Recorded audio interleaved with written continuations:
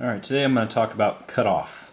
The electronic, well, it's actually mechanical, but electronical if you're also using active braking.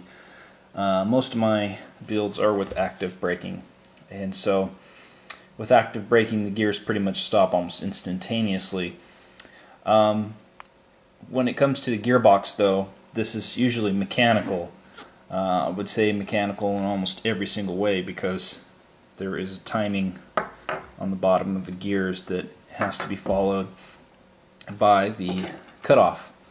Now this cutoff has JB weld on it and hasn't been cut yet for what I'm going to need, but basically I'm going to suggest how the process works in here in the gearbox so that people understand, in case they may decide that, you know, at some point that this would be very helpful to apply a modification through the cutoff. Now, as the gear spins around,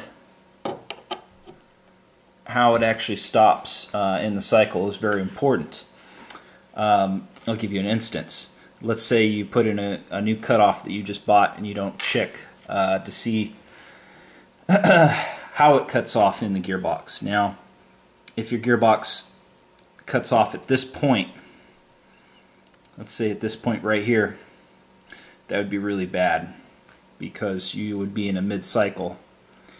Where you actually want to cut off, ideally, is right here. Now the reason for this is because as the piston slides off the last tooth, you can, if you have active braking, it'll stop instantly in the mid-cycle here somewhere. Okay, depending on how much voltage you have, because that's going to depend on how fast your gear rotates. As you put this in here though, that last tooth right there should be corresponding with after this tooth has left. Now you'll want to do this test with the gearbox closed and have your piston in there and push it all the way to the back. As you do that, you want to make sure that your cutoff is actually functioning and can pull your trolley away. Now the trolley, even if you have a micro switch, the trolley will still hit something, and that's what decides when the electrons flow through the wiring. Same goes for cutoff. As soon as the trolley is pulled away, that's when the cutoff is, I would say, done.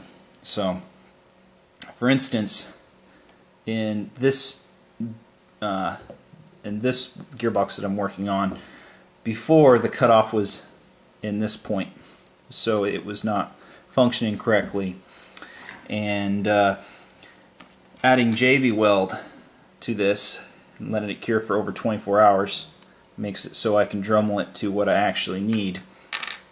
Now, to do this very well and finely, it's very complex. You have to cut it down very slowly, and at the same time it all depends on the spacing between here.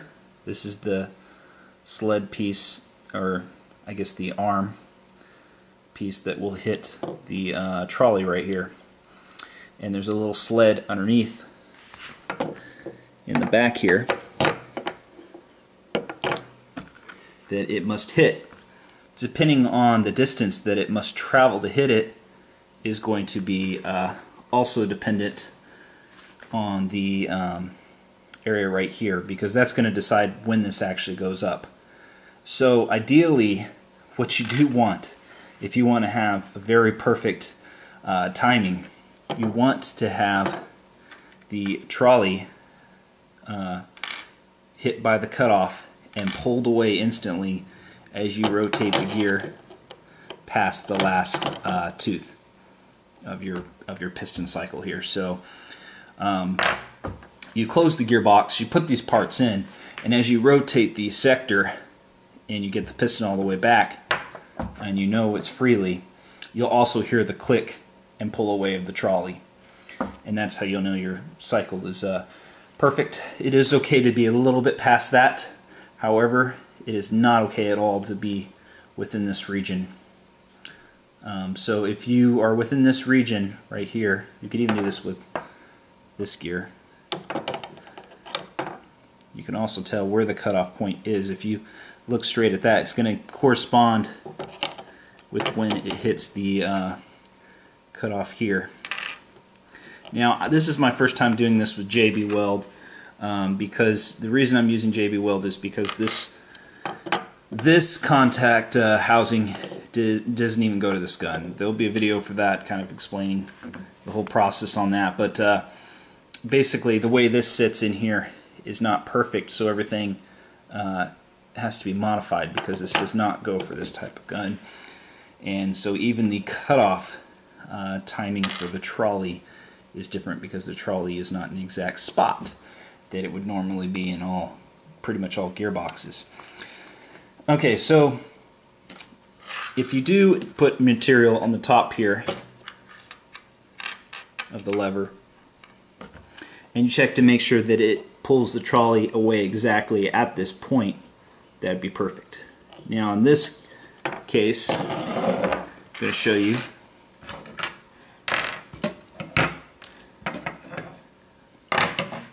Here's another gearbox. Okay, this is just for show. Put this gear in here.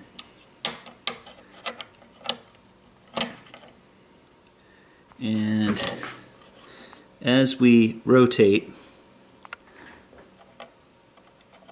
cutoff point is about, sorry, this is going to be a little hard to do. You can also tell that there is, what happens is wear happens right there at the tip. But what I'm trying to tell you is the quadrant of where it is. So if you were to take this opening right here in the bushing and divide it into 4 spaces, let's say that there's a line here and a line going across here. So in the lower space right here, that's where the tip is going to be. Same is for version 3. And I'm pretty sure anything else that it's going to be in the lower. So if you are modifying for version 3 and version 2, it really depends on the gear, but can't get this in there for God's sakes. The tip is going to be within this area right here. Okay, the lower area right of the bushing. You also want to cut it properly so that it fits in here and goes above the bushing, because it's going to have to go above it, as you see here.